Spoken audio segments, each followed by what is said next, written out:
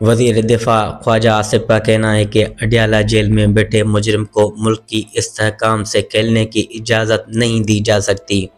ملک کی وقار، خود مختاری اور قومی سلامتی کے منافی کوئی کوشش کامیاب نہیں ہونے دی جائے گی۔ ایک پیغام میں وزیر دفاع خواجہ آصف کا کہنا تھا کہ پاکستان ہے تو ہم ہیں، کیونکہ پاکستان ہماری ذات، انا اور سیاست سے مقدم ہے۔ خواجہ آصف فرد واحد اپنے